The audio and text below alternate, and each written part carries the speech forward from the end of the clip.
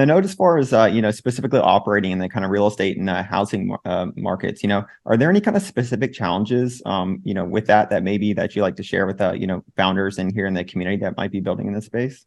Yeah, I think really the biggest, there's a number of challenges being in the real estate space. There's a lot of, the incumbent players have an awful lot of power and influence. The National Association of Realtors is the second largest lobby behind the National Rifle Association. So the NRA. So the NAR is right behind the NRA.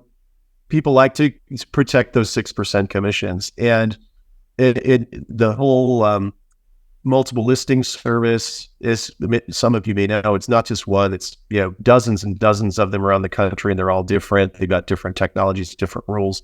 They make it very hard to do business across state lines because of brokerage laws. So our model, when we were really leaning into the retail model, we were probably active in 35 different states with homes, and people would, a lot of it was done online, but oftentimes they wanted to engage with somebody to learn more. And we couldn't have people talking about homes in states where they weren't licensed. And that made it really hard because what we were trying to do was break down the geographic barriers to investing. And these real estate laws make it very, very hard because, you want to talk to someone in Alabama? Well, I'm going to have to transfer you to one of my colleagues. And they're like, well, this is not a great customer experience. So for those people who are very self-sufficient, it was okay. But those laws are somewhat antiquated. They were all written before the internet was a thing.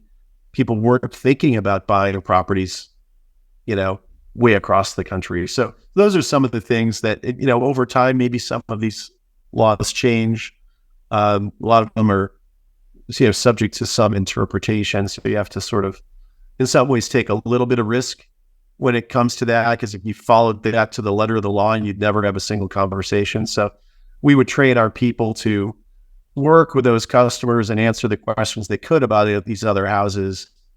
But this is one of the applications, I think, for AI or chatbots that could be very helpful too.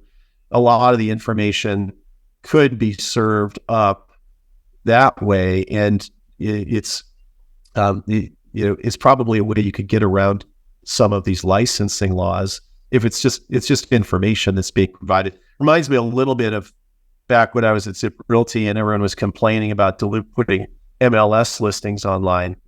They wanted us to show them in person, which is ridiculous. I think now the idea that you couldn't have a chatbot answering questions about everything about a home kind of seems silly, right? It's probably going to be more accurate, and certainly going to be more accurate than many real estate agents in describing, and doesn't have a bias. So anyway, so there's some of the applications of the technology that could help break down some of these barriers.